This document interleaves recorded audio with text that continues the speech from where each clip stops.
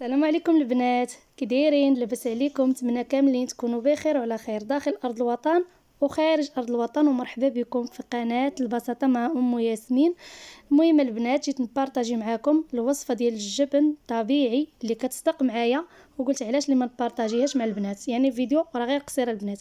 هنا كاين اطرو ديال الحليب ديال البقر، من الاحسن البنات تاخذوا الحليب ديال البقر. الحليب يعني تخليوه بحال نقولوا فاش كتاخذ الحليب تقول ما نخليهش يقطع او يخسر. المهم تخليه ما ديروش في الثلاجه، ما ديروش في الثلاجه يعني باش يدوز عليه واحد الوقت باش انه يكون قطع. هنا البنات كتفيضوا هذاك الحليب، فاش كتفيضوه هنا كيقطع، ما كيفيضش الحليب عادي كيف ما كيفيض.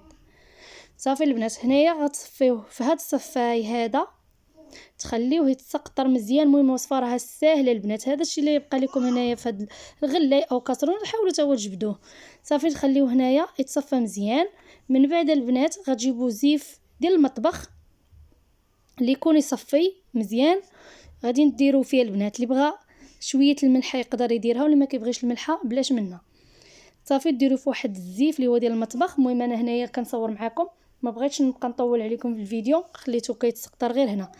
لكن البنات من بعد راه غنديروا في زيف ديال المطبخ ونخليه يبقى لواحد ليله كامله وهو كيتصفى.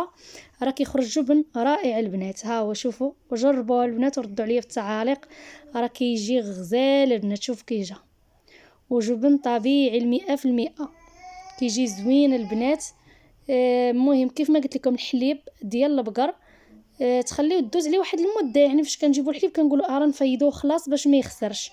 يعني نتوما غتخليو داك الحليب دوز عليه واحد المده، ما ديروش في الثلاجه عاد اللي تفيضوه، دوز عليه واحد 3 سوايع هكاك بعد ما يكون تحلب. المهم انا ما عمرني جربت شي حليب اخر كنديرها في الحليب ديال البقر.